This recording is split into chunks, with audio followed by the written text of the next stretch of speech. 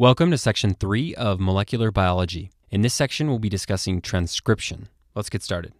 Transcription simply means to rewrite information into another form. For example, if I were to take notes from a classmate and rewrite them in my own words, that would be an example of transcription. In biology, transcription refers to a process that uses DNA as a template for creating messenger RNA, or mRNA. So DNA is converted to mRNA. When DNA is converted into mRNA, it's called transcription because the two molecules are so similar to one another. This is an overview figure of transcription and translation in both eukaryotes and prokaryotes, which can be found in Section 3 of Molecular Biology. Notice that in prokaryotic cells, transcription is quite simple. There's no nucleus, so the DNA is directly transcribed in the cytosol. You can see that the mRNA is immediately translated into protein, or a polypeptide. We'll talk more about translation in the next video. In eukaryotic cells, however, transcription is a bit more complex. Notice that transcription occurs in the nucleus and undergoes some processing before it's exported into the cytosol for translation. In this video, we'll be focusing more heavily on the details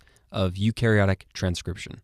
This is an overview figure of transcription in eukaryotes, which can be found in Section 3 of Molecular Biology. As you can see from the image, this represents a double-stranded piece of DNA right here. This green portion represents the gene that will be transcribed, and next to it is a region that's called the promoter, which you can see here in red.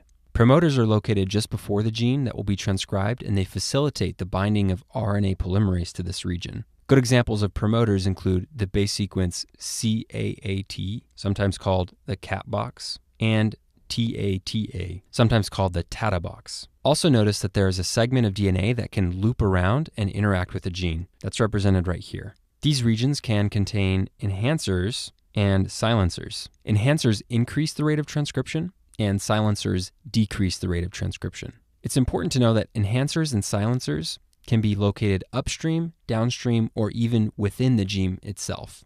Finally, notice that there is a region here called the start codon. So everything up to the start codon is considered an untranslated region of the gene that is necessary for transcription. So UTR means this is the untranslated region of the gene.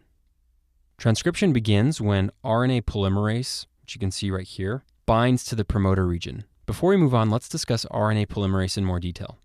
In eukaryotic organisms, there are 3 RNA polymerases: RNA polymerase 1, 2, and 3. RNA polymerase 1 makes rRNA, and you should also know that RNA polymerase 1 is unique because it's only found in the nucleolus of the cell. And this should make sense if you understand some basic cell biology. The nucleolus is the site of synthesis and assembly of rRNA. Once the ribosomes are assembled within the nucleolus, they leave the nucleus through nuclear pores. Okay, let's do a question. Why do the malignant cells shown below have prominent nucleoli? This histological image is from a patient with prostatic carcinoma. Notice that the nucleolus can be seen right here. So as you can see in this image, there are many prominent nucleoli all over the cell. This is a good spot right here that highlights that. This can be explained in part by increased transcription of rRNA. Because the nucleolus is the site of synthesis and assembly of rRNA, and because malignant cells are very active, the amount of protein they produce is increased. Therefore, this region of the cell becomes darker in neoplastic cells. So increased transcription of rRNA is responsible for the prominent nucleoli seen in malignant cells. Okay, continuing along, RNA polymerase 2 makes mRNA. RNA polymerase 3 makes tRNA, as well as other types of RNA, such as microRNA. Some students remember the RNA polymerases by recalling that the RNA polymerases are in the same order that their products are used in protein synthesis. We'll cover this in the video on translation, but simply put, ribosomal RNA is made in the nucleus, and then in the cytosol, it combines with mRNA to form a complex. Eventually, the tRNA binds to the ribosome and protein is synthesized. So again, in protein synthesis, rRNA is used first, then mRNA, and then tRNA. In prokaryotic organisms, there is only one RNA polymerase, and this polymerase makes all 3 kinds of RNA. Also notice that in eukaryotes, RNA polymerase 2 is inhibited by amatoxins. Amatoxins are found in wild mushrooms and are incredibly hepatotoxic. In prokaryotes, RNA polymerase is an important target of antibiotics, such as rifampin. Okay, with this in mind, let's return to the figure. Notice that RNA polymerase doesn't require a primer or all of the other complicated machinery we discussed in the video on DNA replication.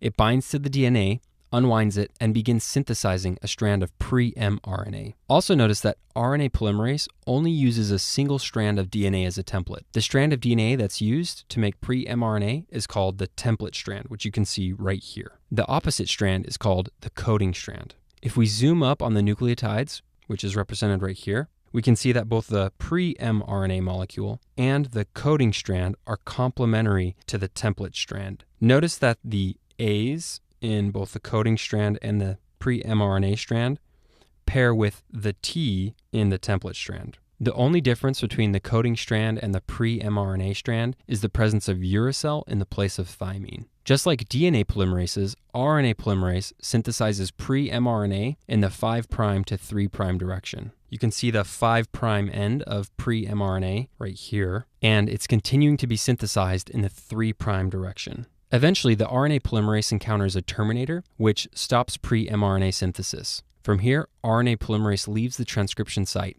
and we're left with a molecule of pre-mRNA that is complementary to the template strand of DNA. Before the pre-mRNA can leave the nucleus, it must first undergo several processing steps to become mature mRNA. First, a molecule of modified guanine is added to the 5' end of the pre-mRNA. This is also known as the 5' cap, which you can see right here. Next, several adenine molecules are added to the 3' end of the pre-mRNA. This is also known as the poly A tail, which you can see right here. Finally, the introns are removed through a process known as splicing. This is probably the highest yield information in this video, so let's spend a little more time discussing it now. Splicing is the process responsible for removing introns from pre-mRNA. From the figure, notice that the pre-mRNA contains 3 exons, exon A, B, and C, as well as 2 introns. The mature mRNA, however, only contains exons. The cell removes the introns through structures called spliceosomes. Spliceosomes are a combination of small nuclear ribonucleoproteins, or snRNPs, and protein. The exact mechanism of splicing isn't as important as knowing some general concepts. For example, you should know that the intron nucleotides directly adjacent to exons are important for proper splicing. In this picture, you can see that represented right here, the GU, AG portions of the intron. You should also know that when the spliceosomes are activated, they cut the intron and form an intermediate structure, which you can see right here, called a lariat intermediate. The intron is then fully excised and the exons are joined together to form a molecule of mature mRNA. Finally, you should know that all of the exons do not have to be used. In other words, one mature mRNA molecule could contain all 3 exons, as is shown right here, while another mature mRNA molecule may only contain 2 exons, which you can see right here. This idea of one gene producing multiple types of mature mRNA molecules and ultimately multiple types of proteins is called alternative splicing. Alternative splicing increases the diversity of gene expression, which is a normal process, but it also can be implicated in diseases such as lupus, cancer, and others. For example, cancer cells can use alternative splicing to evade the immune system. In lupus, antibodies are targeted against the snRNPs and disrupt the alternative splicing process. Okay, let's transition and discuss RNA interference.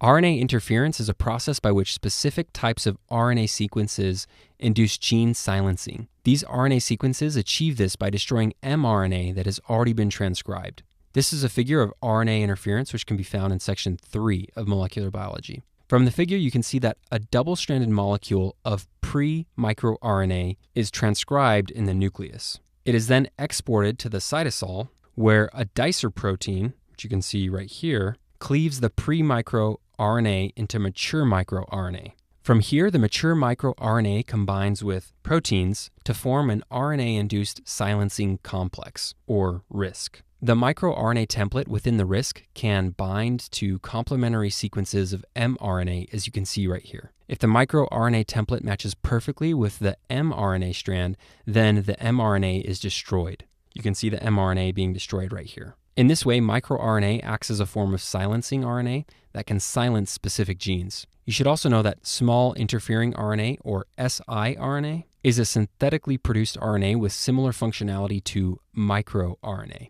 For example, some pharmaceutical companies are developing siRNA as a therapeutic agent for cancer. Okay, let's solidify this information with some questions. A 12-year-old girl presents with a facial rash, joint pain, and a fever. Laboratory analysis reveals the presence of anti-Smith antibodies. A sequence of pre-mRNA is obtained from the patient. The highlighted region represents an intron, and the non-highlighted regions are exons. You can see that below. The antibodies described above bind to a structure that normally binds to the intron. What colored region in the intron shown above does this structure most likely rely upon for proper splicing? Hopefully from the question stem you notice that this patient has lupus. From pathology, recall that lupus is an autoimmune disorder that commonly presents with a facial rash, joint pain, and a fever. The presence of anti-Smith antibodies is highly specific for the disorder. We're told that the antibodies bind to a structure that normally binds to the intron. This is referring to the spliceosome. Anti-Smith antibodies bind to snRNPs, and the spliceosome consists of snRNPs plus protein. As the question stem states, the intron is shown in the highlighted region. We're asked what colored region within the intron does the spliceosome normally rely upon for proper splicing? The answer to the question is the red regions, shown right here. From the overview figure, recall that the intron nucleotides directly adjacent to the exons, so right here, are important for proper splicing. The GU region is known as the splice donor site, right here, and the AG region is the splice acceptor site. Both sites are necessary for proper binding of the spliceosome and ultimately proper splicing. Okay, let's do another question. A 19-year-old male presents to the emergency department with vomiting, diarrhea, and abdominal pain. He was emergently driven to the hospital from a nearby trail where he ingested some wild mushrooms. What laboratory finding would most likely be present in this patient? Hopefully from the question stem, you notice that this patient ingested some wild mushrooms. For step 1, you need to know that wild mushrooms contain amatoxins, which inhibit RNA polymerase II. Remember, RNA polymerase II is normally responsible for the synthesis of mRNA. Once the toxins are ingested, they enter circulation through the GI tract and are transported to the liver. In the liver, the toxins are highly concentrated and halt mRNA synthesis, resulting in apoptosis. This results in increased AST and ALT. Okay, let's do another question. A pharmaceutical company has developed a treatment for Alzheimer's disease. Normally, the amyloid precursor protein gene is transcribed into mRNA, which ultimately results in the production of amyloid beta peptides. Overproduction of these peptides are thought to be the cause of Alzheimer's disease. In several clinical trials, this new drug was shown to decrease the levels of mature mRNA transcribed from the APP gene. However, the levels of pre-mRNA transcribed from the APP gene were elevated. Based on the information above, what can most likely be deduced about the mechanism of action of the newly developed drug? Hopefully from the question stem, you notice that this drug decreased mature mRNA, but pre-mRNA was elevated. Based on this, we can conclude that the drug is destroying the mature mRNA, resulting in decreased levels of mature mRNA. In other words, we can conclude that the drug is most likely small interfering RNA, or siRNA. This is a synthetically produced RNA with similar functionality to microRNA, as I described earlier. From the RNA interference figure, we can see that microRNA, right here, can combine with protein to form the RISC complex. Because siRNA is a synthetically derived microRNA, it will work in the same way. The siRNA template within the RISC complex can combine to complementary sequences of mRNA, as you can see right here. If the siRNA template matches perfectly with the mRNA strand, then the mRNA is destroyed. So in answer to the question, the mechanism of action of the drug is to destroy mature mRNA.